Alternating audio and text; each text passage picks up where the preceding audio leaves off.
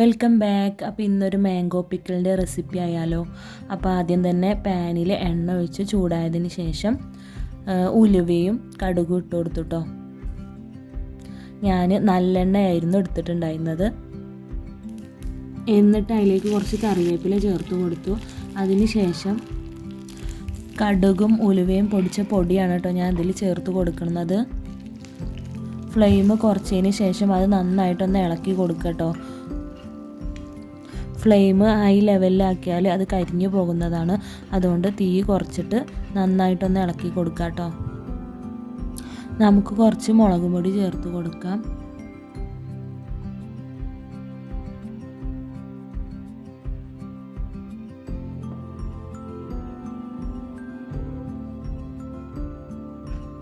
നാല് ടീസ്പൂണോളം മുളക് പൊടി ഞാനിതിൽ ചേർത്ത് കൊടുത്തിട്ടുണ്ട്. ആവശ്യത്തിനുള്ള ഉപ്പും കൂടിയും ചേർത്ത് കൊടുത്തിട്ട് നന്നായിട്ടൊന്ന് ഇളക്കി കൊടുക്കാം. നന്നായിട്ടൊന്ന് ഇളക്കി കൊടുത്തതിന് ശേഷം കുറച്ച് വിനാഗിരി സുർക്ക ചേർത്ത് കൊടുക്കാം കേട്ടോ. സുർക്കൊക്കെ ഒഴിച്ച് കൊടുക്കുമ്പോൾ തീ കൂട്ടി കൊടുക്കരുത് കേട്ടോ. തീ മീഡിയത്തിൽ വെച്ചാൽ മതി.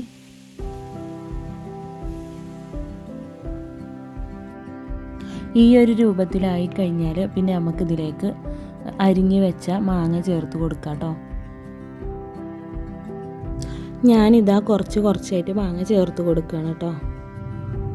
പെട്ടെന്ന് തന്നെ ഉണ്ടാക്കാൻ പറ്റിയൊരു അച്ചാറാണ് കേട്ടോ ഇത്. മാങ്ങ ഉണ്ടെന്നുണ്ടെങ്കിൽ നമുക്ക് പെട്ടെന്ന് ഉണ്ടാക്കാൻ പറ്റും കേട്ടോ. ഉലുവയും കടുകും മാത്രം മതി. പിന്നെ ഈ കായപ്പൊടി ഉണ്ടെങ്കിൽ അതും കൂടി നമുക്ക് ആഡ് ചെയ്യാം കേട്ടോ. ഞാൻ കായപ്പൊടി ആഡ് ചെയ്ത് കൊടുത്തിട്ടുണ്ട്. അതുപോലെ തന്നെ നല്ലെണ്ണയാണ് ഇതിൽ യൂസ് ചെയ്യണത് നല്ലത് കേട്ടോ. ഈ മാങ്ങയൊക്കെ അരിയാനൊരു ബുദ്ധിമുട്ടൊന്നും ഉണ്ടാവുന്നുണ്ടെങ്കിലും പിന്നെ നമുക്ക് അച്ചാറിടാൻ എളുപ്പമാണ് കേട്ടോ. ഇത് ഹസ്ബൻഡിൻ്റെ ഉമ്മ അരിഞ്ഞ് തന്നുകൊണ്ട് തന്നെ പെട്ടെന്ന് ഉണ്ടാക്കാനും പറ്റിയിട്ടോ.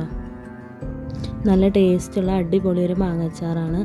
ഞാനിതാ കായപ്പൊടി ചേർത്ത് കൊടുക്കുന്നുണ്ട് കേട്ടോ. ആവശ്യമുണ്ടെങ്കിൽ മാത്രം കായപ്പൊടി ചേർത്ത് കൊടുത്താൽ മതി, അല്ലെങ്കിലും നല്ല ടേസ്റ്റാണ് കേട്ടോ. ഇനി നമുക്ക് ചൂടാറിയതിന് ശേഷം അതൊരു പാത്രത്തിലേക്ക് മാറ്റാം കേട്ടോ. അപ്പോൾ നല്ലൊരു അച്ചാറാണ്, എല്ലാവരും ട്രൈ ചെയ്യുക. ഇഷ്ടപ്പെടുകയാണെങ്കിൽ ലൈക്കും കമൻറ്റും ഷെയറൊക്കെ ചെയ്യാം കേട്ടോ.